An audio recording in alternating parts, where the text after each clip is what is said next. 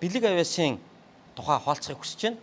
За сүүлийн 2 бүтэн сая өдөр YouTube дэх суваг дээрээ би дуудлагын тухай хаалцаж ярьсан байгаа.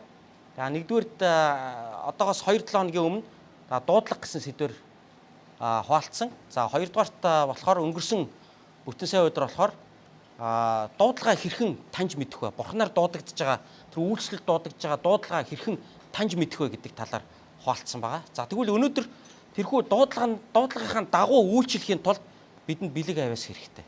За тийм учраас өнөөдөр би дуудлагынхаа дагуу бурханд үйлчлэхийн тулд бэлэг авиасаа хэрхэн таньж мэдэх вэ?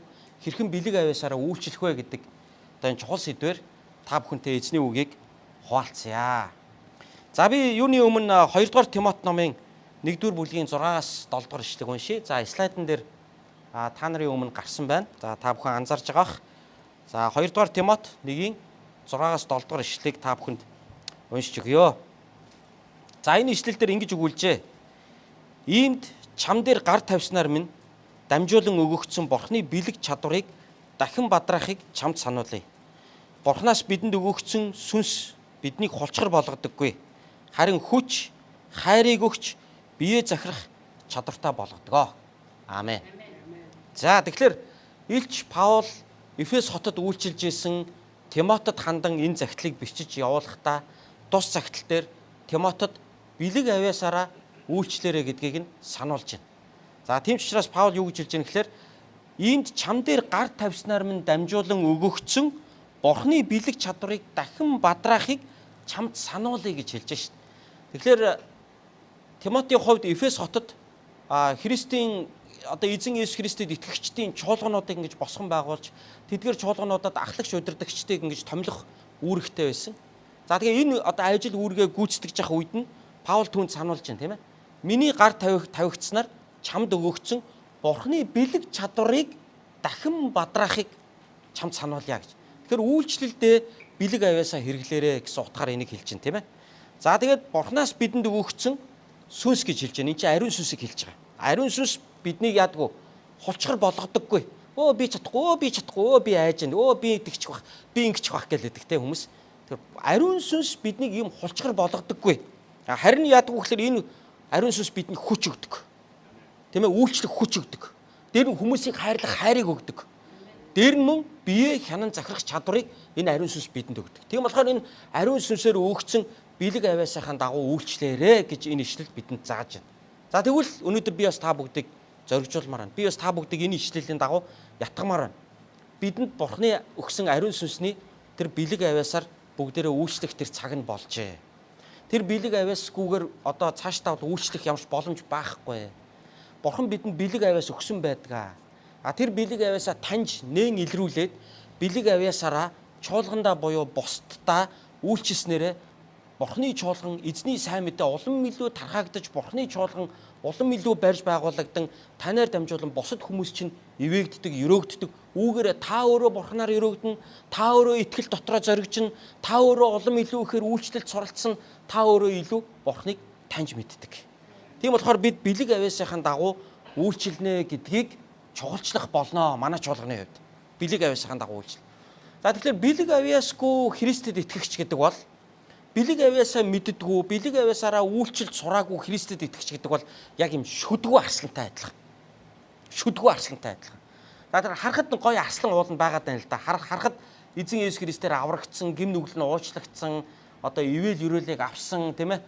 Одоо Бурхны одоо агуу дайчин арслан харагдаад байдаг.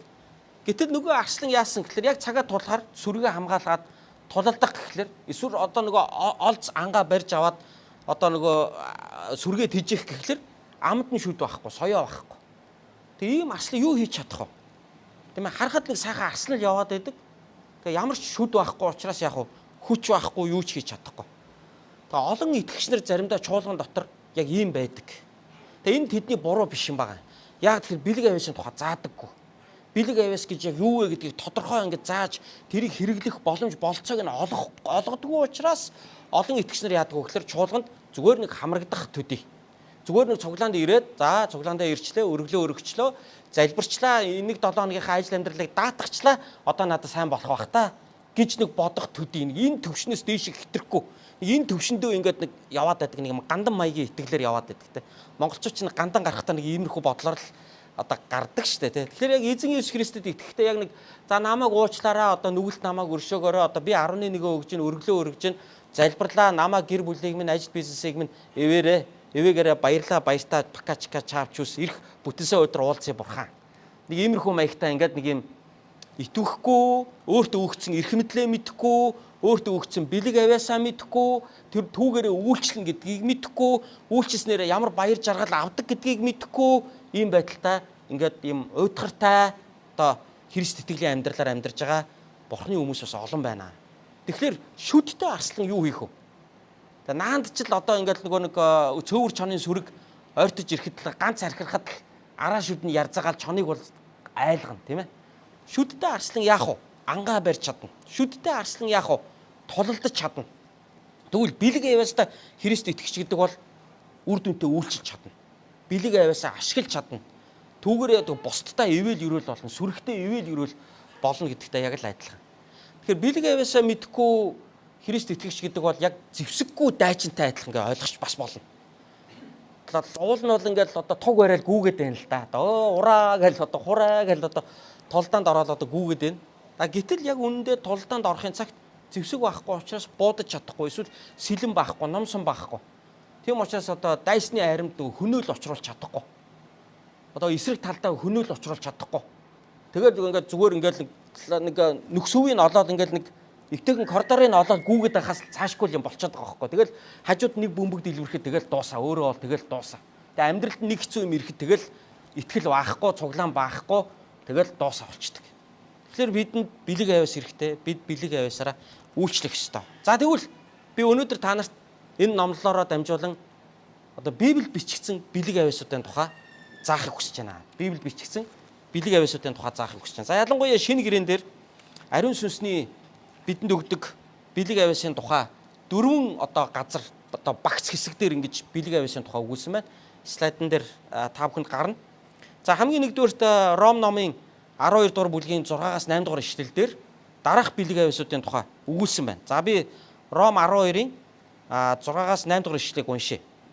Та нарын слайдн дээр ихний баган дээр харагдаж байна тийм ээ.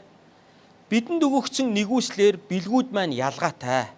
Иш үзүүлэг нь итгэлийнхэн хэрээр, үйлчлэл нь үйлчлэлээр, сургагч нь сургаалаар, ятгагч нь ятгалгаар, өгөгч нь өгөөмрөөр, удирдагч нь хичээл зүтгэлээр, өршөөгч нь баяртайгаар үлдээ гэж хэлсэн байна.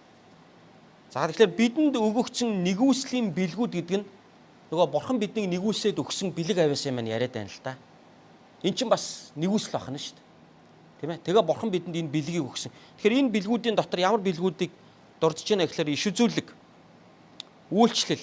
За үйлчлэл гэдэг нь одоо нөгөө бусдад үйлчилж байгаа үйлчлэл шүү дээ, тийм. Жишээлбэл одоо шал шахуу угаах, одоо өвчтөө зовлонтой хүмүүсийг харж асраах, цай хоолыг дөхүүлж өгөх, халамж анхаарал тавих, тийм үү? Тэгээд одоо юу гэдгийг тэдний төлөө залбирж өгөх, асуудлыг нь сонсох гэдэг юм уу. Ингээд олон янзын нөгөө бусдын төлөө хийж байгаа үйлчлэл үүнд орж байгаа. За 3 дугаарт нь сургагч гэж байна шүү дээ, тийм ээ. Сургагч нь сургаалаар гэж хэлж байна. За энэ бол ялангуяа одоо нөгөө номлодог, заадаг бэлэг авяасын тухай энэ хэсэг бол ярьж байна. За цааш нь үргэлжлүүлээд өгөх ятгагч нь гэж хэлсэн. Ятгагч нь ятгалгаар гэж. Тэгэхээр нөгөө бие бинийгээ ятгадаг. За тэгэхээр энийг бас англи библиэл дээр энэ ятгах гэдгийг одоо бусдад урам зориг өгөх гэсэн утгаар нь бас орчуулсан байгаа. Тэгэхээр ятгах гэдэг нь одоо хүнд ингэм урам өгч чаддаг хүн. Нэг хүний сайхныг нэг хилчиж чаддаг. Нэг сайн байгаад байгаа ямиг нэг олж хараад хилээд тэр хүнийг нэг гой урамшуулад нэг босгочиж чаддаг. Тийм бэлэг авяасыг хилээд байгаа байхгүй. Ятгагч буюу урамшуулагч бэлэг авяас. За дараагийнх нь болохоор өгөгч гэж байна. Тэгэхээр өгдөг бэлэг авяас хүртэл бас байна штэ. Яг бид нар бүгдээрээ л ингээл одоо эзэнд өгдөг л дөө. Тэгтээ яадгүй өглөгч хүн гэдэг бол бүр илүү өгдөг. Нэг тийм өгөвдгөө хүн байдаг. Тийм ээ. Тэгээ өгж байгаагаараа ингээ бусдыг ингэж аягүй хивээдэг, бусдын дутууг ингэж гүйцээдэг, өгж байгаагаараа ингээ бусдыг ингэж аягүй босгодог. За энэ өгдөг гэдэг өгөгч гэдэг энэ бэлгийг бол бид ийм ингэж ойлгож болохгүй. Тэ бүр ингээл их хэмжээгээр нь өгөөд идэг гэж ойлгож болохгүй. Тэгээ жижиг эмийг ч гэсэн хүнд ингээ өгч чаддаг. Жижиг эмийг ч гэсэн хүнд өгснөөрөө хүнийг ингэж босгож чаддаг ийм төрлийн хүмүүс байгаад байдаг. За ялангуяа манай Нямка гэгч бол их тийм өгөх бэлэг авьяастай хүн гэж бол бид бас хардаг штэ. Яг чуулган дотор бол айгүй их ингээд чуулганыхаа үйл ажиллагааг өргөлөөс гадна айгүй их дэмждэг те. Дээр нь ингээд жоохон дутгцсан, гачигдсан залуучуудаа бас айгүй их ингээд жижиг шажиг ямаар айгүй их дэмжиж тусалдаг тийм үү. Тэгэхээр би бол ирснээсээ хойш ингээд 1 жилийн дотор бол Нямка эгчд бол үнэхээр ийм онцгой тийм өгөх чадвар байдгийн байна. Тэгэхээр эн чинь бас бэлэг авьяас ахна шүү дээ. За цааш нь үргэлжлүүлээд хэлэх юм бол удирдагч гэж хэлсэн. Удирдагч. За удирдагч хүн гэдэг бол нэг манлайлдаг, юмыг нэг зохион байгуулдаг, хүнийг нэг араасаа дагуулдаг. За бүгдээрээ ингээд тгийгээд нэг юмыг ингээд нэг альва нэг үйл ажлын ард ингээд нэг гардаг. Нэг юм олныг араасаа дагуулж чаддаг. Ийм одоо бэлэг авьяас бол бас сүнслэг бэлгүүдэд ордог байх нэ. За дараагийнх нь өршөөгч гэсэн байна. Өршөөгч бэлэг авьяас. Тэгэхээр нэг юм хүнийг нэг юм уучлж чаддаг хүмүүс байдаг те. Айгүй хэцүү юм болсон уучлцсан. Нөгөө хүн би энэ хүнийг амар гомдоосон доо гэл дараа нь эргээд бодохоор өөрөө хямраа яваад байдаг. Яана чи надад ингээд гомддог л ах та гэхэлэр би бартцсан штэ бүр. Тэгэл тэр чинь тэгэл өнгөрцөн штэ гэд нэг ярьж идэг хүмүүс байдаг те. Онцгой бүр ингээд нэг юм уучлж чаддаг, мартаж чаддаг. Тэрийг ингээд нэг юм санаад нэг манай монголчууд нэг ярьдаг та нэг дотроо нэг юм санаа яваад идэв юм шиг байгаа миний талаар гэл нэг манайх нэг ярьдаг та те. Нэг тийм юм сандаггүй. Нэг юм санахгүй явж чаддаг. Хичнээн тухайн үедээ ингээд нэг муудалцсан ч гэсэн хичнээн ингээд нэг пүм пам болоод ингээд бөө юм болсон ч гэсэн уучлсан бол уучлсан. Эргээд ингээд юу ч болоогүй юм шиг харилцаж бас чаддаг. Ийм төрлийн хүмүүс байдаг шүү нэрэ. Энэ бол бурхнаас өгсөн юм онцгой бэлэг авьяас юм. Гэтэл нэг юм жоохон юмыг ингээд өнгөрөөж чадахгүй ингээд байлгаал сэтгэлдээ тэрийгээ тэжээгээл ингээд улам томруулаад өөрөө тэрэндээ хямраал тэрнээсээ гарч чадахгүй ингээд бүр нэг ингээ яваад идэх хүмүүс байдаг. Ийм хүмүүст яах вэ? Юу хэрэгтэй вэ? Онцгой ариун сүнсний чөлөөлөлт хэрэгтэй. Бурхны уучлалын тухай сурах хэрэгтэй байна, тийм үү? Өөрөө бурхнаар яаж уучлагдсан, Есүс Христээр яаж уучлагдсанаа ойлгох хэрэгтэй байна, тийм үү? Алдаагүй хүн гэж байхгүй гэдгийг ойлгох хэрэгтэй байна, тийм үү? Тэгээ бие бинийг уучлж ингээд цаашаа явна гэдгийг энэ чинь ойлгох хэрэгтэй байна, тийм үү? За тэгэхээр энэ бол бас яг бэлэг авьяас байдаг байна шүү дээ. За ингээд Ром номын 12 дугаар бүлгийн 6-8 дугаар ишлэлээрээс харах юм бол 1 2 3 4 5 6 7 бэлэг авьяасын тухай ярьсан байна. За тэгвэл 2 дугаар багц. 1-р Коринтын 12 дугаар бүлгийн 8-аас 10 дугаар ишлэл, за мөн 28 дугаар ишлэлээс харах юм бол дараах бэлэг авьяасууд гарсан байна. За би үүнийг энэ Библиэс уншиж өгье. Нэгэнд нь мэрэгэн ухааны үг сүнсээр өгсөн бол нөгөөд нь мэдлэгийн үгийг тэрс сүнсээр өгсөн бөгөөд өөр нэгэнд нь итгэлийг мөнөх сүнсээр нөгөөд нь эдгэх бэлгийг нэг л сүнсээр өгсөн. Өөр нэгэнд нь гайхамшгуудыг үйлдэх, нөгөөд нь иш үзүүлэлэг, бас нэгэнд нь сүнснүүдийг ялгах чадвар, нөгөөд нь олон янзын хэл, өөр нэгэнд нь хэлүүдийг тайлбарлах чадвар өгсөн байна гэж хэлсэн. За тэгээ 28 дугаар ишлэлийг үргэлжлүүлээд унших юм бол Бурхан чуулганд 1-дүгээрт элч нар, 2-дугаарт иш үзүүлэгчид, 3-дугаарт багш нар, дараа нь гайхамшиг, эдгэх бэлэг, мөн туслах, удирдах ба олон төрлийн хэлээр ярих чадварыг сойрхжээ гэж хэлсэн. За тэгэхээр давтаж өгүүлж байна. За эдгээр 1-р Коринтын 12 дугаар бүлэг дээр өгүүлсэн бэлэг авьяасуудыг доош нь жагсаагаад харах юм бол дараах бэлэг авьяасууд байна. Хамгийн нэгдүгээр мэрэгэн ухааны үг. Мэрэгэн ухааны үг. Их тийм юм хүнд нэг юм амьдралын нэг юм мэрэгэн ухааны үгийг хэлж чаддаг. За ялангуяа юм зөвлөгөө авч байгаа хүмүүс амьдралдаа нэг чухал шийдвэр гаргах гэж байгаа хүмүүстэй ингээд ховчилж уулзаад зөвлөгөө өгөхдөө нэг юм мэрэгэн зөвлөгөө өгч чаддаг. Тийм ээ? За энэ бол одоо энэ мэрэгэн ухааны үг гэдэг. Тэгэхээр энэ мэрэгэн ухааны бэлэг авьяас бол заримдаа энэ номлогчны номлолоор дамжиж гардаг. Тэгэхээр тусдаа нэг юм байхгүй л дээ. Одоо та нар ингэж ойлгох хэрэгтэй. За би бол их тийм мэрэгэн ухааны бэлэг авьяастай хүн юм байгаа. За одоо мэрэгэн ухааны цаг гэл те мэрэгэн ухааны үг сонсомоор байгаа хүн бол наашаа цуглаараа гэж суулгаж байгаа л тусдаа нэг юм мэрэгэн ухаан ярьдаг ийм цаг ийм үйлчлэл ийм юм цөмд байхгүй штэ. А энэ мэрэгэн ухааны бэлэг авьяас гэдэг чинь яаж ажилтдаг вэ гэхээр та нэг итгэгч хүнтэй нэг цуглааны дараа уулзаа сууж ялаа. Нөгөө итгэгч хүн чинь нэг амьдралд нэг чухал шийдвэр гаргах гад залбирж өгөөрэй гэд нэг залбирлын сэдв болгоод танд нэг проблема хуваалцлаа. Тэрийг та сонсож хагаад Библиэл дээр ингэж хэлсэн байдаг штэ. Тэгвэл би ингэж залбирч өгье. Та ер нь чи тэгвэл ер нь ингүүл дээр юм биш үү гэд нэг зөвлөгөө өгчлөө. Тэд мэрэгэн ухааны үг ажиллаж идэг. Энэ бэлэг авьяас тэгж ажиллаж идэг. Заримдаа ингээд пастор ч юм уу, Библийн багш ч юм уу ингээд номлол хийж хахад номлолоор дамжуулаад яг танд хэрэгтэй мэрэгэн ухааны үг заримдаа яг орж ирж идэг. Тэгэхээр ингээд нэг юм тусдаа нэг юм мэрэгэн ухааны үгийн цаг гэдэг юм бол байхгүй штэ. Эн чинь хүмүүсийн харилцаан дотор залбирлаар дамжуулаад бие биендээ өгж байгаа тэр зөвлөгөөгөөр дамжуулаад эсвэл номлон сургаалын цагаар дамжуулаад энэ мэрэгэн ухааны үгс гэдэг чинь яадгүй энэ мэрэгэн ухааны үгийн бэлэг авяас гэдэг юм чинь ингээд ажиллаж яадаг юм аа. Үе ажиллаж яадаг гэж ойлгож байна. За дараагийнх нь мэдлэгийн үг гэсэн бэлэг авяас. Мэдлэгийн үг. За энэ мэдлэгийн үг гэдэг нь нэг юм ном уншаад олж авсан мэдлэгээ ярих үгийн тухай ерөөсөө яриаггүй. Хин нэгэн хүний төлөө гар тавиад залбирч өгөхөд тэр хүний тухай шууд бурхан мэдүүлж өгдөг. Чамд ийм өвчин байгаа юм байна штэ. Тэгвэл би яг тэр өвчний чинь төлөө залбирч өгье. Өөрөөр хэлбэл би мэдэхгүй штэ уулна. Тэр хүнд ямар проблем байгааг би мэдэхгүй. Гэхдээ залбирч идэл ингээд сүнсээр надад мэдэгддэг. Тэгээд яг тэрийнхаа дагуу тэр хүнд ингээ ярингууд яаж мэдсэн бэ гэдээ бүр гайхдаг. Энэ мэдлэгийн үг байхгүй юу? Тэрнээс нөгөө нэг юм ном уншаад их сургууль сураад олж авдаг мэдлэг тэгээд тэр мэдлэгийнхаа тухай ярьж байгаа энэ мэдлэгийн үг биш. Ийм мэдлэгийн тухай ерөөсөө яриаггүй. Энийг ариун сүнс өөрөө бидэнд илчилдэг мэдлэг байхгүй юу? Есүст бол яг ийм мэдлэгийн үг байсан шүү дээ. Есүс яалаа Натанаэльтай уулзахдаа тийм ээ нөгөө юуны модны дор чамайг зогсож байгаа чинь би өмнө харсан гэж хэлсэн тийм үү? Энэ Есүс яаж ин Натанаэлийг мэдчихэв. Энэ бол залмихгүй жинхэнэ Израиль хүн байна гэж Натанаэлийг хэлсэн. Тэгсэн чинь Натанаэл та намайг яаж мэдчихэж байгаа. Тэгээ хоёулаа одоо өнөөдөр анх удаа уулзж байна. Өмнө нь юусоо уулзж байгаагүй. Намайг мэдхгүй хэрнээ та яаж намайг мэдээд байна? Есүс мэдээд байгаа байхгүй. Өөрөөр ариун сүнс энийг Есүст Натанаэл ямар хүн бэ гэдгийг илчилж өгч штэ тэ. Энэ бол мэдлэгийн бэлэг авсан. Би нэг 4 жилийн өмнө нэг юм Библи судлалын жижиг юм гэрийн бүлэг дээр сууж байсан чинь өөдөөс хараа сууж байсан эмэгтэйг маань хотоод өвдөд байгаа юм шиг санагдаадсан. Яг тэр эмэгтэйг харахаар миний хотоод өвдөд болдоггүй. Тэгээд би залбирж байгаад чиний хотоод ч өвдөд байгаа мó гэд хэлчих гэхлээр бас бурууч байх юм билүү гэд өөртөө бас би чи эргэлзээд нь штэ. Тэгээд залбирж байгаад энэ донд нэг хүний нэг хотоод өвдөд байгаа маа да гэд би зүгээр нийтэн донд нь хэлсэн чинь яг нөгөө эмэгтэй чинь тийм ээ миний хотоод өвдөд байгаа маа та залбираад өгч гэдэггүй штэ. Тэгэхээр би мэдчихлээ мөн үү? Мэдчихлээ. Энэ мэдлэгийн үг гэж энэ бэлэг авьсыг хэлж байгаа. Тэ.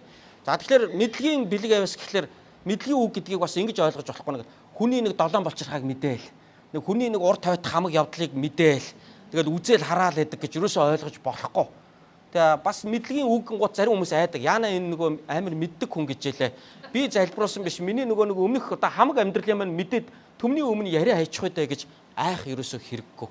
Яагаад гэвэл энэ бэлэг авьяас чинь таныг босгохын тулд хэрэглэгдэж байгаа болохоос биш таны муу муухайг босдын өмнө дэлгэвж ичгүүр болгох гэж энэ бэлэг авьяас хэрэглэгддэг юм биш. Ойлгомжтой юу? Тэгэхээр бурхан биднийг босгож, эдгэж, бидний амьдралд юу болж байгааг бурхан ингэж харуулснараа би чамайг мэдж байгаа шүү, би чамайг харж байгаа шүү гэдгийг энэ мэдгийн үг гэдэг бэлэг авьяасаар дамжуулан бурхан бидэнд өөрийгөө илчилж идэв юм аа. Тийм учраас энэ үгийг ингэж ойлгож байна. За итгэл дараагийн бэлэг авьяас нь итгэл гэж байна. Энэ юм итгэлээр нэг юм боломжгүй юмыг нэг боломжтой гэд яг бид нар бүгд л итгэж байгаа тийм үү? Есүст итгэж байгаа. Гэхдээ Есүст итгэж байгаа хүмүүсийн дотор бүр нэг онцгой хүчтэй итгэлтэй хүмүүс байдаг. Тэрний ядгүй гэхэлэр нөгөө онцгой юм том үйл хэрэгүүдийн талаар айгүй итгэлтэй байж чаддаг. Болно. Бурхан өгнө. Амен. Тэгээ яг тэрийг авдаг. Бүр. Тийм төрлийн итгэлийг, тийм төрлийн бэлэг авьяас та онцгой хүмүүс байдаг. Тэгээ ийм хүмүүс бол ерөөсөө юм том зүйлийн төлөө итгэдэг, том зүйлийн төлөө залбирдаг. Тэгээд тэрийг амьдралдаа авдаг. Тэгээ энэ бэлэг авьяас бол ингэж харагддаг. За ер нь энэ одоо энэ том чуулганы пасторууд ч юм уу ер нь ийм том удирдагч нарт ийм бэлэг авьяас бас их байдаг. Жишээлбэл дэлхийн хамгийн том христийн сүмийн пастор Дэвид Йонгичо гэдэг солонгос пастор байсан. Одоо бол нас орсон. Тэр хүн бол өөрийгөө тэгж хэлж байсан. Надад ийм онцгой итгэлийн бэлэг байдаг гэж. Би юмыг үнэхээр том хардаг. Би тэрийгэж би авдаг бурхнаас гэж. Ингэж бас ярьж ирсэн. За тэгэхээр итгэлийн бэлэг гэдэг бол энэ. За дараа нь эдгэх. За энэ бол ойлгомжтой. Өвчтөе хүний дээр гар тавиад залбирахад нөгөө хүн эдгэрдэг. Энэ бол эдгэрлийн бэлэг авьяас явж байна. Тэгээд би нөгөө хотод нь өвдөдсөн эмэгтэйн төлөө гар тавиад эсийн бүлгийн библи судлал дуусны дараа бид бие биенийхээ төлөө залбирч өхөд нөгөө эмэгтэйгийн төлөө гар тавиад залбирсан чинь дараа нь зүгээр болчихсон. Залбирлын дараа нөгөө өвдөд янгинаад байсан хотод нь зүгээр болчихсон шүү дээ. Тэгэхээр яаж вэ? Мэдлэгийн бэлэг авьяас, эдгэрлийн бэлэг авьяас яаж вэ? Хамт ажиллаж шүү дээ. Хамт ажиллаж явах тохиолдол бас байна тий. За дараагийнх нь гайхамшиг үйлдэх. За энэ гайхамшиг дотор бол олон янзын гайхамшигуд орноо. Тийм ээ? Олон янзын гайхамшигуд орно. Янз янзын гайхамшигтай одоо мөнгөгүй байжгаад мөнгөтэй олох, үнэхээр бүтшгүй ажил үйл хэрэг бүтэх.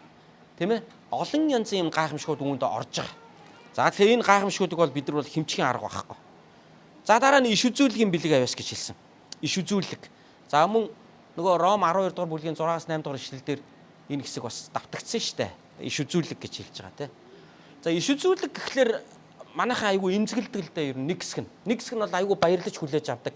Хөөх ямар гоё иш үзүүлэх юм миний талаар бурхан тэгвэл танаар дамжуулаад шууд үгээ хэлэх юм байна гэд ингэж айгүй баярлж зарим нь бол хүлээж авдаг байхад манай христийнхний зарим нь ингэж иш үзүүлэн дээр айгүй эмзэгэлдэг. Юу вэ гэхлээр яах юм тэгээд чи ингээ хүний ирээдүйг хэлээд тах юм уу? Зөгнөөд тах юм уу? Яах юм наа чин. Тэгвэл одоо Библи гэж байхын хэрэг юу вэ? Библийг сурахын хэрэг юу вэ гэд ингээ хитрхи ингээ туушруулж маш юм айцтай хүлээж авдаг.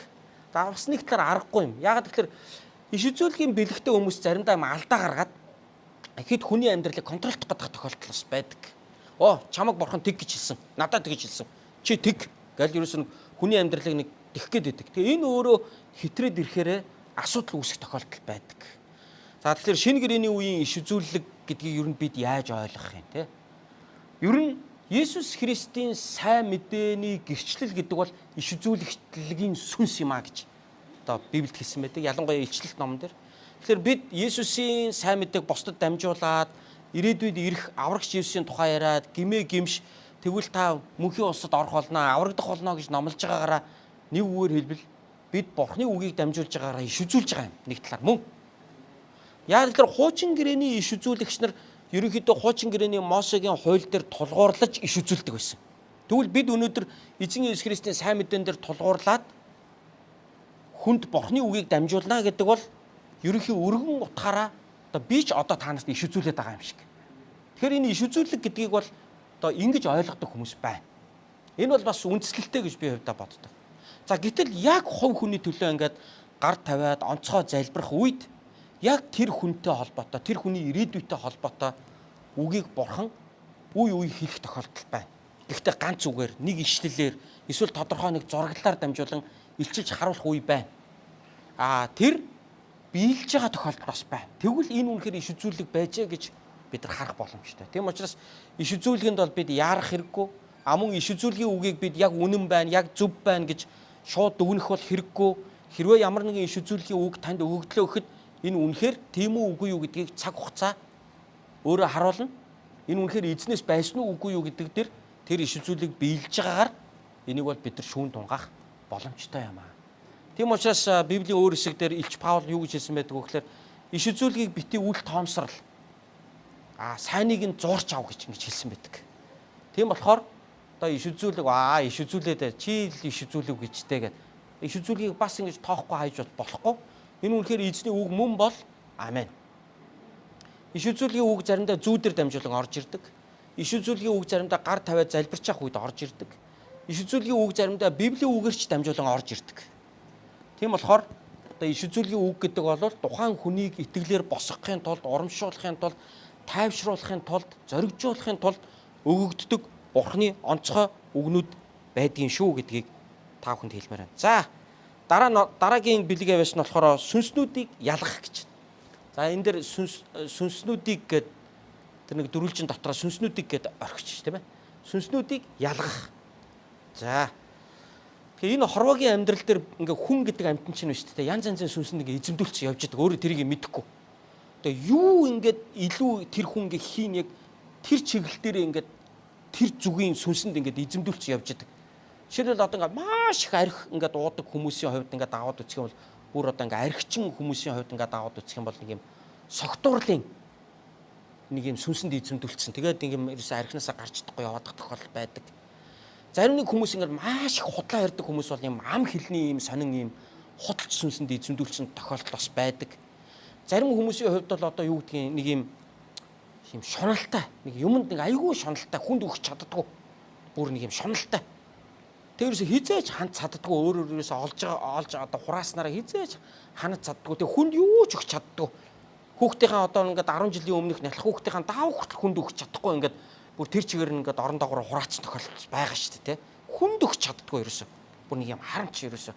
юм өгчхөөр юм алдаад байгаа юм шиг сэтгэлтэй ерөөсөө. Тийм ээ.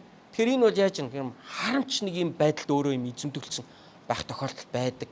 Тэгэхээр яг хуу мэдээж хүн ингээд ямар нэгэн буруу юм хийлээ гэхэд шууд тэр буруу юмны сүнсэнд эзэмдүүлсэн байгаа гэж бол шууд ингээд тууширч бид нар дүгнэх бол хэрэггүй. А тухайн зүйлдээ хит их автаж хит удаан хугацаар тэр дотроо ингээд явах тохиолдолд тэр одоо зүйл дээр одоо яадаг вэ гэхээр муу сүнс тэр хүний амьдралд ажиллаа хийгээд тэр нэг муу зүйлийг нь давтан тэр хүн ингээд хийх ийм одоо ийм нөхцөл тэр хүнийг оруулаад тэр хүний дадал зуршлан хүртэл тийм болоод явж явах тохиолдол байдаг. Тиймээс энэс ялгаа одоо чөлөөлөгдөх хэрэгтэй байдаг. Тэгэхээр заримдаа ариун сүнс бидний донд яаж ажилладаг вэ гэхээр бид юунаас чөлөөлөгдөх хэрэгтэй вэ гэдгийг харуулахын тулд энэ сүнсийг ялгах бэлэг авяас ажиллах тохиолдол бас байна. Тийм болохоор сүнснүүдийг ялгах бэлэг авяас яг үүн дээр ажилладаг. За дараагийнх нь багшлах. За багшлах гэдэг бол тодорхой. Одоо Библи заах, Бурхны үгийг заах бэлэг авяас. За дараагийнх нь туслах, тийм үү? Одоо бусдад тусламж үзүүлэх. Өвчтөө зовсон хүмүүсийг эргэж тойрох, нэг амьдралд нь тус хэрэгтэй байгаа тохиолдолд нэг туслаад өгөх. Энэ бол одоо бас л Бурхны бэлэг байна. За мөн удирдах бэлэг авяас. За тэгээ энэ дэр бас мөн элчийн бэлэг авяас гэж энэ дэр хэлж байгаа тийм. Тэгэхээр яг элчийн бэлэг авяас юу вэ? Яг элч яг юу хийдэг вэ? Гэхдээ яг элч гэдэг нь энэ бүх бэлэг авяасаас бүр нэг тусдаа нэг юм бас байгаад байна уу гэхээр үгүй байгаад байдаг. Элч нар аюул сайн удирдагч нар байдаг. Элч нар аюул сайн номлогч нар байдаг. Элч нар одоо аюул сайн бусдыг босгон байгуулж чаддаг төрлийн хүмүүс байдаг. Бас маш зоригтой, итгэлийн бэлэгтэй том хардаг төрлийн хүмүүс байгаад байдаг элч нар. Тийм болохоор бусад бэлэг авяасууд энэ элч гэдэг хүн дээр бол ингээд холимог оршиж яадаг. Тэрүүгээрээ дамжуулаад ингээд маш их мэс хагалж урагшаага явдаг. Зам гаргадаг, хүмүүс араас нь дагдаг, чуулган өсдөг, сайн мэдээ тараагддаг. Ийм одоо зүйлсүүд бол элчийн одоо амьдралаас бол харагдчихэдэг. Тийм учраас элчдэр бол ингээд одоо 2-3 бэлэг авяас, түүнээс ч дээш олон бэлэг авяасууд элч нар дээр харагдчих тохиолдол байдаг юм аа. За Эфес 4:11 дэх ишлэлийг одоо харъя. За 3 дахь баг нь Эфес 4:11. За энэ бол шинэ гэрэн дээр бэлэг авяасуудын талаар дурдсан 3 дахь багц байна. За Эфес 4:11-ийг би танарт уншчихъя. Тэр заримыг нь элч, заримыг нь иш үзүүлэгч, заримыг нь сайн мэдээ тунхаглагч, заримыг нь хончин ба багш болгосон нь ариун хүмүүсийг үйлчлэлийн ажилд бэлтгэж Христийн биеийг байгуулахын тулд юм а гэж хэлсэн. За энэ дэр 5 одоо бэлэг авяас ярьж байна те. Нөгөө өмнөх баган дээр явж исэн элч чинь яригдж байна. За өмнөх 2 баган дээр хоёулын дээр нь дурдгдсан иш үзүүлэгч чи явж байна. За сайн мэдээ тунхаглагч гэж орж ирж байна. За мөн хончин ба багш гэж орж ирж байна. За тэгэхээр сайн мэдээ тунхаглагч гэдэг бол сайн мэдээг бусдад нэг юм аюу амархан ярьж чаддаг хүмүүс байдаг. Тэгээ хинтэй ч гэсэн суугаад нэг 5 минут юм ярихтаа л Иесусийн тухай ярьцдаг. Энэ бол ийм сайн мэдээний ийм бэлэг авьяастай хүн. Ийм хүмүүс олон хүн сайн мэдээ ярьдаг, олон хүнийг цуглаанд дагуулж ирдэг хүмүүс бол ийм байдаг. Гэтэл зарим хүмүүс ингээ нэг сайн мэдээ ярих гал хаанаас эхлэхээ мэдэхгүй, яаж ярихаа мэдэхгүй, төгтчээл ээрч муурал бүгд нэг чаддгүй төрлийн хүмүүс байдаг. Тийм хүмүүс ингээ сургалтаар дамжуулаад сураад ингээ ярьдаг л да. Гэтэл бүр онцгой сайн мэдээ тараадаг, сайн мэдээг тунхалдаг төрлийн бэлэг авьяастай хүмүүс бол ямар ч хүнтэй нэг эвтэйхэн яриад, Иесусийн тухай яриад, сүм цуглааныхаа тухай яриад, манай сүмд ирээрээ гэж айгүй хөөрхөн уриал, ингээл айгүй амархан Иесус гэдэг чинь ингэдэг байхгүй, тэгдэг байхгүй. Нөгөө хүн ч гэсэн ингээл их эвтэйхэн сонсоол ингээл заа зүү гэж явцдаг төрлийн ийм бэлэг авьяастай хүмүүс бол ийм байдаг. За хончин гэдэг бол одоо яадаг вэ гэхээр Христ итгэгчдийг, чуулганыхаа гишүүдийг халамжилдаг, санаа тавьдаг, араас нь ярьдаг, гэр орноор нь айлчилдаг, өвчтөө зовлонтой үед нь эргэж тойрдог, зөвлөгөө өгдөг, залбирж өгдөг. За энэ бол одоо яг хончны бэлэг авьяас. Илүү одоо нөгөө халамж анхаарал тавих талдаа байна шүү дээ. За багш гэж энэ багш гэдэг бол одоо номлодог, заадаг бэлэг авьяасыг ярьж байна. За төгсгөлийн 4 дахь багцыг харъя. 1-р Петр 4:11. 1-р Петр 4:11 дэх ишлэг уншаа. За 1-р Петр 4:11. За энэ ишлэл дээр ингэж хэлсэн. Ярьдаг нь Бурхны илэрхийллээр яриг, үйлчилдэг нь Бурханаас тэтгэгддэг хүчээр үйлдэг. Тэгвэл бүх зүйлд Есүс Христээр дамжин Бурхан алдаршуулгдах юм аа. Есүс Христэд алдар ба сүр хүч нь үеийн үед байх болтугай гэж хэлсэн. Тэгэхээр энэ дэр 2 бэлэг авьяас дуртчлаа. Нэг нь ярьдаг бэлэг авьяас, нөгөөх нь үйлчлдэг бэлэг авиас. За ийм одоо бэлэг авиастай хүмүүс өөрсдийнхөө энэ бэлэг авиасаараа ингээ үйлчлэх юм бол Есүсийн нэр алдаршдаг. Чуулган улам илүү өрөөгдөж, ивээгдэж, бусад хүмүүс өрөөгдөж, ивээгдэж өсдгөө гэж. За тэгэхээр ийм дөрвөн баган дээр байгаа иш үзүүлгүүдийг ингээд бүгдээрээ харлаа. За тэгэхээр нэг ийм зүйлийг ойлгоорой. Ром номыг Паул бичсэн. 1-р Коринт загтлыг Паул бичсэн. Эфес загтлыг Паул бичсэн. Тэгэхээр эхний 3 баган дээр байгаа иш үзүүлгүүдийн тухай Паул бичсэн. За сүүлийн 1-р Петрийг бол Илч Петр бичсэн. За тэгэхээр 2 хүн үндсэндээ энэ бэлэг авиасуудын тухай одоо шинэ гэрээн дээр ингэж бичсэн. Хамгийн их бичсэн нь одоо Паул ахна тийм үү? Тэгэхээр Паул ингээд Ром номон дээр заримыг нь ярьснаа, Коринтчуудад болохоор арай нэг өөрийг нь яриад. Гэхдээ Ром номон дээр яригдсан Коринт дээр зарим нь давхцаагүй шинээр нэмэгдсэн хэсгүүд нь бас орж ирээд Эфес 4-р бүлэг дээр болохоор одоо 5-ыг нь яриад юм ингээ явцсан байгаа. Тэгэхээр бид нар энэ бүгдийг ингээд харахтаа юу гэж ойлгох вэ гэхээр Паул энэ 3 загтлаараа дамжуулаад нэг дурддаггүй бэлэг авиасуудыг ингэж нэг нөхөж дурдаад бэлэг авиасын тухай цогц ойлголт өгөх гэсэндээ энийг юусоо бичээгүй. Ромчуудад хэрэгтэй гэж үзсэн 7-гоо ярьсан. Коринтчуудад хэрэгтэй гэж үзсэн одоо 10 хэдийгээ ярьж байна тийм ээ. Бараг 10-аад байна уу тийм ээ. За Эфесчүүдэд хэрэгтэй гэж үзсэн 5-ыг нь хэлсэн. Петр болохоор 2-ыг нь ярьж байна. За ингээд аваад үзэх юм бол нөгөө тухайн үеийн тухайн чуулганы хэрэгцээнээсээ шалтгаалж энэ загтлууд бичигдсэн болохоор бид нар бол одоо энэ олон загтлуудыг чинь ингээд нэг номонд оруулчаад нэг дор зэрэг уншаад байна шүү дээ. Тэгэхээр яаж яах гэхээр эн чинь нөгөө нэг давхцаж харагдаад нэг юмаа нөгөө загтал дээрээ давтаад ярьсан. Гэтэл эн чинь уншигч нар нь хүлээн авагч нар нь өөр хүмүүс байсан, өөр газар нутгийн өөр чуулганууд байсан гэдгийг ойлгох хэрэгтэй. Тэгээ бид нар одоо бол бид ингээд нэг дор бүгдийг багцлаад харах чадвартай харах боломж бидэрт байгаа учраас бид нар энэ бэлэг авиасуудыг ингэж жагсааж харж байна. За тэгэхээр дараагийн слайд руу орохгүй. Энэ олон бэлэг авиасуудыг бид нар нэг дараах 3 одоо ангиллалд оруулж ойлгол одоо бидний хувьд одоо хамгийн амархан одоо боломжтой юмаа гэж та бүхэндээ би хэлмээр байна. За бэлэг авиасыг ер нь 3 хувааж болно. Одоо саяны дурдгдсан олон бэлэг авиасуудын тийм үү 10 20 бэлэг авиасыг чинь дараах 3 байдлаар бид нар хувааж авч үзэж байна. За нэгдүгээр ярьдаг бэлэг авиас байна. Өөрөөр хэлбэл үг яриагаар дамжуулан ажилдаг бэлэг авиас байна. За Петр түрүү юу гэж хэллээ? 1-р Петр 4:11 дээр ярьдаг нь Бурхны үгийг яаж ярьдагчлан яриг. Үйлчлдэг нь яаж Бурхнаас тэтгэгддэг хүчээр үйлчлэг гэд хэлсэн байгаа шүү дээ. Тэгэхээр ярьдаг бэлэг авиасууд гэж байна. Өөрөөр хэлбэл үг хэлээр дамжуулан ажилдаг бэлэг авиас. За үүн дотор ямар бэлэг авиасууд байна вэ? Тийм ээ? Багшлах. За энэ чи юу вэ? Нөгөө заах, сургах бэлэг авиасыг яриад байна шүү дээ. Одоо чинь би танаас номлож байна. Бүтэн сая өдөр болгон номлож байна. Энэ чинь одоо нөгөө багшлах, заах, ярих бэлэг авиас чи одоо ажиллаад байна. За ятгах гэж байна. За энэ юу вэ гэхээр нөгөө хүмүүсийг ятгадаг, урамшуулдаг, зоригжуулдаг ийм бэлэг авиас байна. Ер нь бусдад ингээд айгүй нэг юм урам өгч чаддаг хүмүүс байдаг да. Та нар ийм хүмүүстэй уулзж ирсэн үү? Тэгээ тийм хүнтэй уулзахаар л гоё урам авдаг. Тэр хүн ингээд айгүй гоё ингээд урамшуулж өгöd байдаг. Энэ чинь тийм урам зэрэг өгдөг бэлэг авиас байгаа байхгүй. Тэгэхээр заримдаа зарим багш нар, номлогч нарт энэ ятгах буюу урамшуулах бэлэг авиас нь давхар байждаг. Тийм болохоор яадаг вэ гэхээр тийм хүний номлолыг сонсохоор урам аваад идэг. Ингээд давхар ажиллаж штэ тий. За дараагийнх нь үг яриагаар дамжуулан ажилдаг сайн мэдээ үг яриагаар дамжуулан ажилдаг бэлэг авиас гэдэгтэр бол сайн мэдээ тунхаглах. Энэ чинь үг яриагаараа дамжуулж бусдад Есүсийг ярьж өгнө үстэй. Тэгэхээр эн чинь одоо нөгөө ярих, хуваалцах учраас энэ нь одоо бэлэг авиас болж байна. Ярьдаг төрлийн бэлэг авиас. За дараагийнх нь мэрэгэн ухааны үг. За нэг юм мэрэгэн ухаанаар бусдад нэг зөвлөгөө өгч чаддаг. Библийн үгийн дагуу бусдад зөвлөж чаддаг тий. Амьдралд нь яг хэрэгцээтэй байгаа үгийг ингэж хэлж чаддаг. За эдгээр бэлэг авиасууд бол ярьдаг төрлийн бэлэг авиас байна. За бүх бэлэг авиасууд зөвхөн ярьж ажилт юм уу гэвэл үгүй ээ. Бас үйлчилж бусдад ингэж тэг ханцуугаа шамлан бусдад ингэж үйлчилснээрээ хэрэгждэг бэлэг авиасууд байна. За түүнд нь ямар бэлэг авиасууд байна? За үйлчилдэг дотор хамгийн нэгдүгürt үйлчлэл гэж байна. За үйлчлэл гэдэг яг юу хэлээд байгаа юм бэ гэхээр цуглаан доосонгот энэ юмыг нэг хураагаад нэг үйлчлэлд өгч штэ.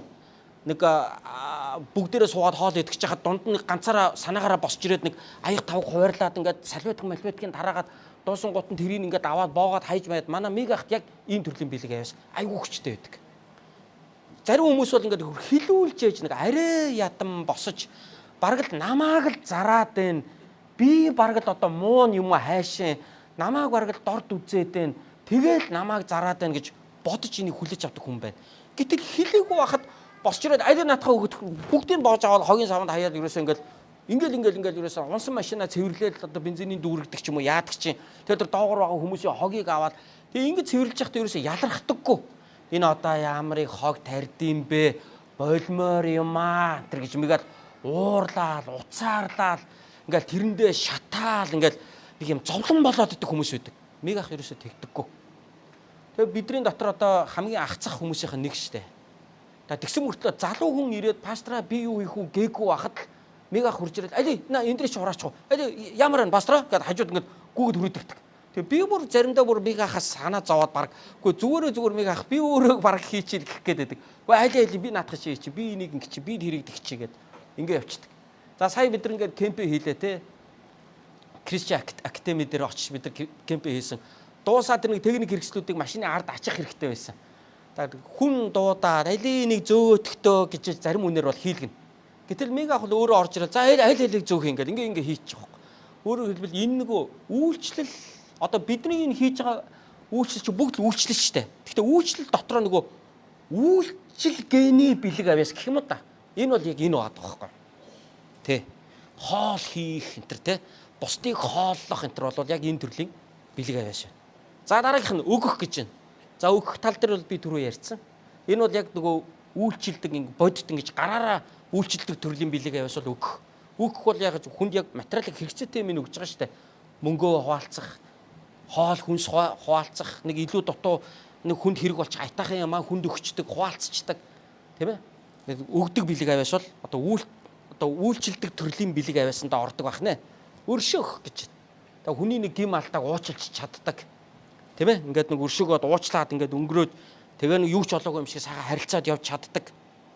Тэрийг нэг бодохгүй байж чаддаг. Эзэн даатгаад ингээд өргөчж чаддаг тийм ээ.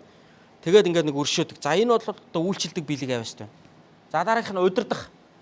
Удирдах гэдэг чинь одоо юунд орох вэ? За одоо ингээд ямар нэгэн цагаан сар боллоо, Крисмас болноо.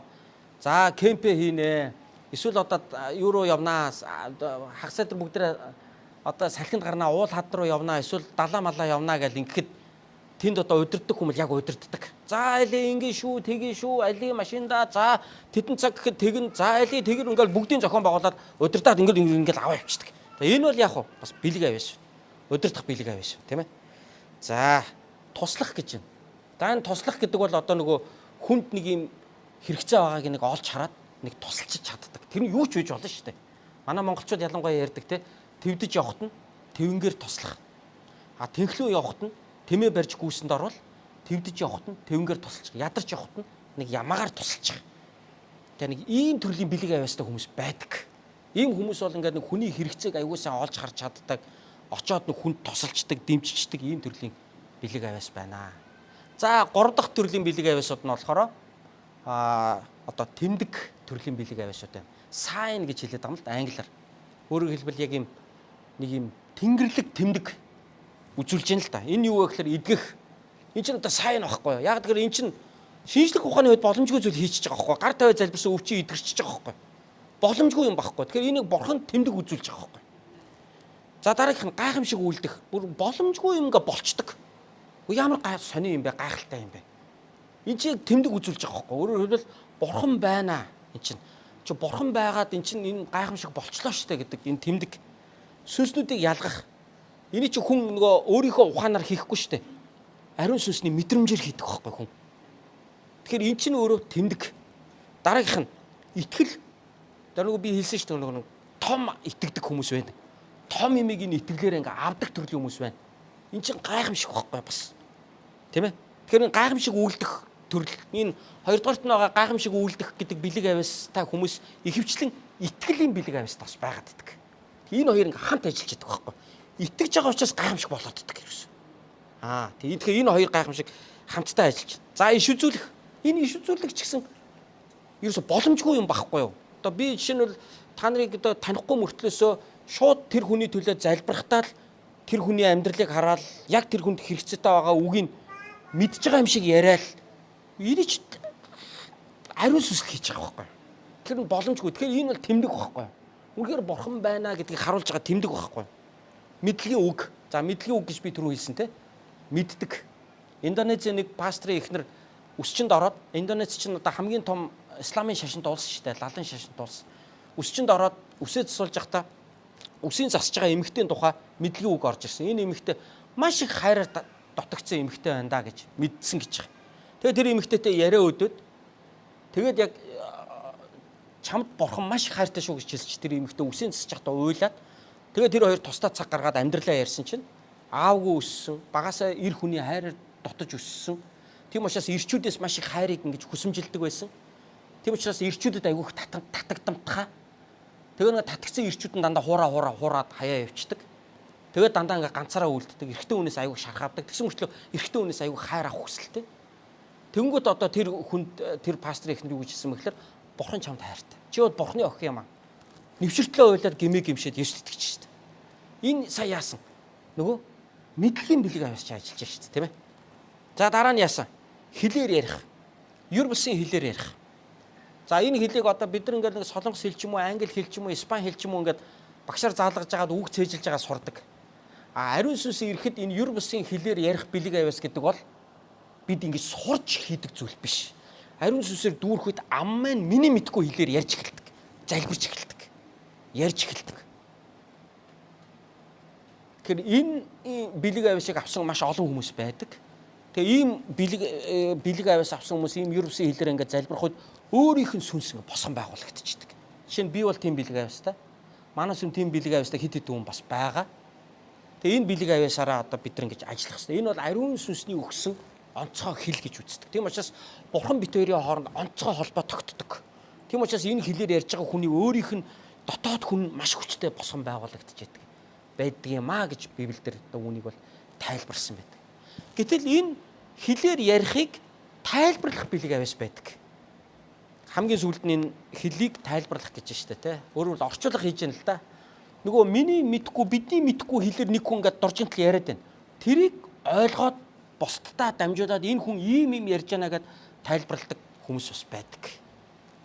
Өчигдөр би манай энэ youth group-ыг хариуцсан YG-ийн пастор бид хоёр өчигдөр орой ингээд оффистаа хоёулахна хамгийн сүүлд үлдээд бид хоёр өөрсдийнхөө амьдралын гэрчлэлийг хуваалцаж яасан. Тэгсэн чинь 16 наснда бурхнаас дуудлага авч ирсэн гинэ.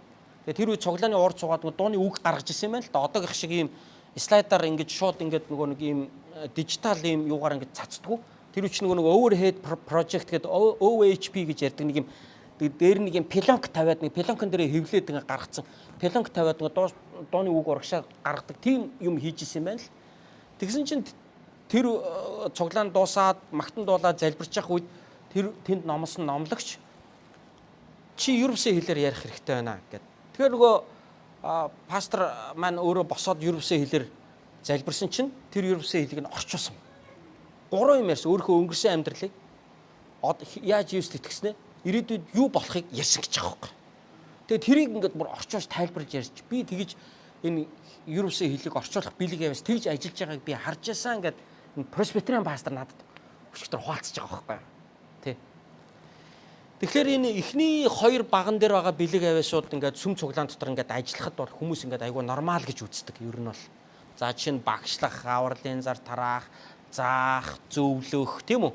За залбирж өгөх, үйлчлэх, бусдад өгөх, тэгээ бусдын гэмээг уучлах, одоо юу гэдгийг удирдах, зохион байгуулах гэсэн иймэрхүү бэлэг авьяас ингээд сүм цуглаан дотор ажиллахад ер нь хүмүүс бол нормал гэж үздэг. 3 дахь баган дээр байгаа энэ тэмдэг сайн төрлийн энэ бэлэг авьяасууд ажиллаад ирэхээр хүмүүс аяух эргэлзэж айж эхэлдэг тийм. Яагаад тэгэхээр энэ нөгөө иш үзүүлээд байна. Өвчин идгрээд байна. Чөтгөрийг хөөж зайлуулад байна. Мэдээд байна. Энэ яаж хийгээд байна? Тийм учраас энэ заримдаа ийм зүйл боломжгүй гэж итгэдэг сүм цуглаанууд ч байдаг. Харамсалтай. Ерөөсөө ийм юм байхгүй гэж үздэг сүм цуглаанууд ч байна. Тэгээд би бол эдгээрийг өөрийнхөө амьдралдаа аль 90 оноос Есүс Христэд итгэхдээ өөрийнхөө үйлчлэл амьдрал дээр би бол амсаж ирсэн. Тийм учраас бол би үнэхээр хүлээн зөвшөөрж би иймэрхүү бэлэг авьяасууд үнэхээр нээлттэй байдаг. Гэтэл ийм зүйлийг нөгөө амсаж үзээгүй байжгаад Библийн сургуульд яваад ийм бэлэг авиас ерөөсөө байхгүйгээ заалгацсан хүмүүс анханасаа сэтгэлээ хаачдаг. Тийм учраас ийм хүмүүст ийм ариун сүнсний экспириенс ерөөсөө байдаггүй. Байхгүй л гэж үзээд идэх тэр. Яг л багш нар тийм байдаг тухай заагаагүй байхгүйгээ хэлээд өгчдөг учраас ерөөсөө байхгүй юм байна, болдгүй юм байна. Зүгээр сүм цуглаанд залбирах гэж байгаа, заах гэж байгаа, авралын зар тараах гэж байгаа, өгөх байгаа, үйлчлэх байгаа, магтан дуулах байгаа. Бусдын бол одоо ажиллахгүй гэж ботчдөг. Гэтэл эдгэрэл, чөлөөлөл, иш үзүүлэг гэсэн юмнууд бол бидний донд ажиллаж байдаг. Цаашдаа манай чуулганд эдгэр бэлэг авиасууд бол ажиллах болно. Тэгэхээр би бол хийж чадах зүйлээ та бүгдийн төлөө хийж гин гэсэн үг. Өөрөөр хэлбэл ямар бэлэг авиас байдгийг танад би хэлээд өглөө. Нуугаагүй. Би энэ хэсгийг нуугаагүй. Яг энэ хэсэг дээр ирэхээр л пастор чинь заахгүй алгасаад ингээд яг хайр, өгөөмөр байдал энтер гээл одоо чин сэтгэлээсээ залбир заагаа явчихдаг. Яг энэ үйлчлэлийн тухай нөгөө заадаггүй учраас олон итгэгч нар энэ бэлэг авиасаа мэдхгүйгээс болоод яаж үйлчлэхээ мэдхгүй зүгээр сүмд ирээл өргөлөө өргөчөөд магтанд олчоод явхаас цаашгүй болчоод байдаг. Тэгээ ийм байдлаас болоод чуулган өсгөн одоо хэцүүдэлтэй үйлчлэл байхгүй. Үйлчлэл гэдэг нь зөвхөн магтанд дуулж байгаа хүн, эсвэл номлож байгаа хүн, эсвэл энэ одоо юу гэдэг нэг техник хэрэгслээр үйлчилж байгаа хүн л нэг энэ хэмжээнд л үйлчлэл байгаа юм шиг. За яг нэг зарим нь гараад нэг авралын зар тараагаад ирүүл энэ үйлчилж гин гэж хардаг ч юм уу. За нэг бусдад ингээд нэг өгөөд нэг зөвлөгөө мөвлөгөө өгвөл энэ үйлчилж гин гэж хардаг. Энээс цаашаа нөгөө нэг сүнсний нэг онцгой бэлэг авиасууд ажиллах ямарч одоо боломжгүй болчихдог байхгүй. Тэгэхээр бидний хувьд бол боломжтой байх болно. Би үнэхээр Есүсийн нэрээр би тунхаглаж байна. Та нарын дотор энэ гайхалтай ариун сүнсний бэлэг авиасууд ажиллах болно. Та нар хүлээж авах болно. Та нар энэ бэлэг авиасуудаар бие биендээ үйлчлэх болно. Манай чуулганд ирсэн хүмүүс үнэхээр эдгэрдэг, үнэхээр ариун сүнсээр дүүрдэг, Бурхны онцгой үгсийг авдаг, үнэхээр Бурхан байгаа гэдгийг энэ тэмдгүүдээр хардаг. Тэгээ үнэхээр эзэн дотор итгэл нь улам илүү баталгаажин нэгдэж, босож, бие бинийгээ байгуулж чуулган маань явах болно гэдгийг би тунхаглаж байна. Бид бол ийм чуулган байх болно. Та нар бас ингэж өсөх болно гэдгийг би тунхаглаж байна. Гэхдээ зөвхөн бэлэг авиас байснараа чуулган хангалттай эрүүл өсчдөг юм уу гэвэл мэдээж үгүй. Бэлэг авиасын үндэс суурь нь юу? Бурхны хайр байх ёстой. Бэлэг авиасын үндэс нь юу? Бид бие хянан захирах нь байх ёстой. Бэлэг авиасын үндэс нь юу? Бурхны хүч чадал байх ёстой. Ойгийнхаа нөгөө эхний ишлэл дээр эргээд очтоо. Хамгийн эхний ишлэл. За энэ хамгийн эхний ишлэлээ яриад би дуусъя. Номлолыг өнөөдрийн номлолыг дуусъя.